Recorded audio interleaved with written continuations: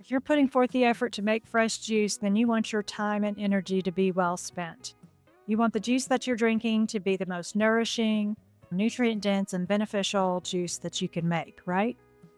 Well, there are many juicing mistakes that I see that lead to less nutritious juice or juice that could even make you ill. I'm Stephanie Leach. I'm a certified juice therapist and I own a juice bar. And today I'm going to share with you my top 3 mistakes that I see people making and how to avoid. Mistake number 1 is improper prep or not properly washing your produce. It's really important to wash your produce properly, even organic produce. Regardless of how it's grown, produce can become contaminated with E. coli or listeria or other foodborne bacteria that could lead to serious illness. This is especially true of leafy greens. That's because romaine and kale and other leafy greens are often grown in fields right next to feedlots with cattle. And the E. coli and the salmonella make it into the waterway, and that water ends up being used to water the field that are growing the greens, and that's how it gets transferred. To learn more about that problem, watch the film Poisoned, The Dirty Truth About Our Food. It's available to view right now on Netflix. You'll find it very interesting, I'm sure.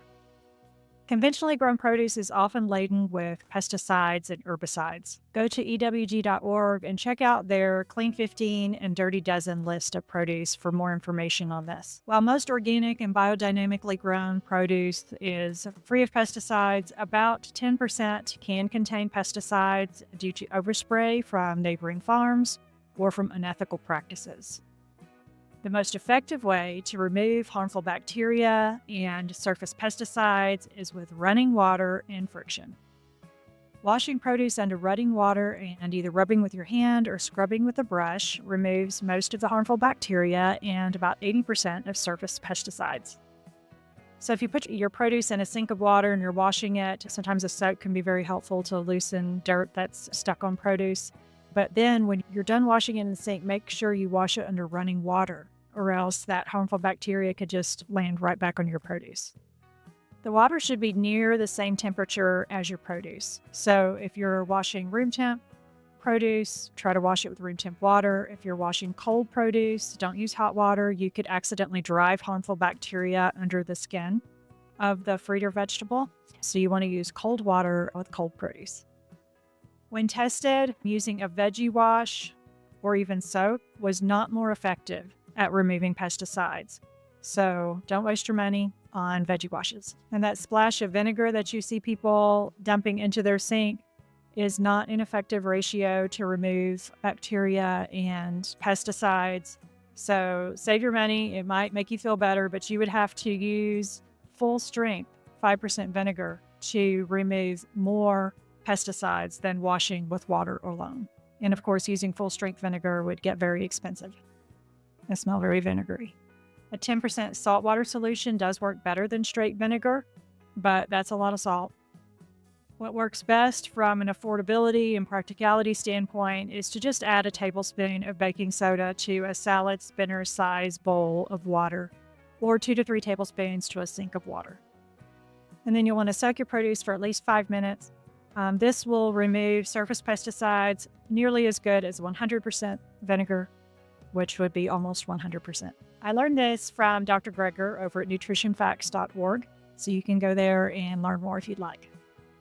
Mistake number 2 is improper storage. You've gone through all the trouble of making the juice, and if you're not able to drink it all right away, you want to store it in a way that minimizes nutrition loss. I see people storing juice with a lot of air in the jar or the bottle, and oxygen is the enemy. If you've ever cut open an apple, you know how quickly it turns brown. Well, when you go through the juicing process, you're breaking open those cell walls of the produce and liberating the nutrition. It becomes very vulnerable to damage. And you want to limit its exposure to oxygen to limit the oxidation that can happen to your juice. So fill your juice jars to the rim or nearly to the rim and cap it. Another problem that I see regarding storage is storing your juice for too long. How much is too long? Well, it depends on the juice recipe that you have, the condition of your produce, and the type of juicing machine that you're using. Naturally, if you're using older produce, the nutrition is going to be greatly diminished already before you start making the juice, and then its shelf life is going to be shorter. The pH of your juice also affects shelf life. Adding just 1 lemon or 2 limes for every 5 to 6 pounds of produce will extend your shelf life by at least a day or two. If you use a centrifugal juicer, the kind that spins really fast, those are really fast ways to make juice, but it does whip air into the juice, which speeds oxidation. So ideally, you should drink that kind of juice right away. Or if you're going to save it for later, try to drink it within 12 hours. So make it in the morning, drink it throughout the day, or make it in the evening so that you have juice for the morning. Juices that are made with the more common style single auger vertical slow juicers or twin gear juicers don't whip air into the juice, and so you get a little bit longer shelf life, about two to 3 days, and that's an excellent option to be able to juice every other day or so. Juices that include a lot of citrus or ginger also have longer shelf life. All of those antioxidants like vitamin C and the antioxidants in ginger and turmeric, not only do they help our cells and our bodies, but it also extends the shelf life of juice. And if you're using a true 2-stage juicing machine like the Pure Juicer or a commercial juice press like we have at the juice shop, we use the Good Nature X1 Mini and X1 machines. That process is very different from a masticating juicer or a single auger slow juicer. It actually cuts the produce into tiny pieces rather than mashing it. And then it drops it into a press bag and presses all of the juice out with just using pressure. And that kind of juice, not only has the process been very gentle on the produce, the solids in the juice is less than 1%. And so that also helps extend shelf life. So we get about 5 days on our juice, and that fits with the studies that I've seen where the nutrition lasts pretty steady for about 5 days, and then usually you start to see a drop off, which leads me to storage temp. Don't let your juice sit out for too long. Get it below 41 degrees as fast as possible. You can put it in the freezer for the first 30 minutes to an hour. Just make sure that you set a timer so that you don't forget and leave it there, and then transfer it to your refrigerator. Figure out that spot in your fridge. You may already know that spot that always freezes stuff. Put your juice there because that's the coldest spot in your refrigerator. Mistake number 3 is juicing too much of a good thing. If you're new to juicing, or if you think back when you started making juice, you may have made some mistakes. I know I did.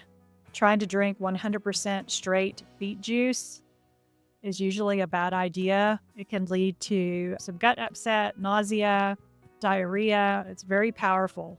A small to a medium or even a large beet in a 16-ounce juice is plenty to get the nutritional benefit. Another mistake that I often see that can get a person into trouble is not rotating their greens.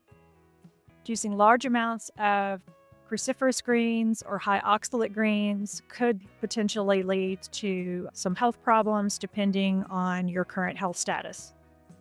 Just because bok choy is a great, fantastic, high water content cruciferous green for juicing doesn't mean that we should be juicing pounds and pounds of it every day. Cruciferous greens like arugula, kale, bok choy, and others contain a very powerful anti-cancer beneficial compound called sulforaphane, but they also contain compounds called goitrogens, which can impair thyroid function in individuals that have an iodine deficiency. These greens have so many health benefits, we don't want to avoid them, but it's just good practice to go ahead and rotate them. One day I'll make a juice with kale, another day with spinach, another day with bok choy. It gives you a better variety of all of the beneficial compounds that are in green vegetables, and then you don't have to worry about any potential side effects. So those are my top 3 mistakes to avoid when making juice. Number 1, make sure and wash your produce properly. Number 2, make sure and store your juice properly. Get all the air out of the jar. Don't store it too long. Keep it really cold. And number 3, rotate your greens to make sure that you're getting really good nutrition without any health risks. I hope you found this information helpful. If you did, please like and subscribe and click the bell to be notified when I post new videos. Watch this video next to learn more about juicing for health. See you next time.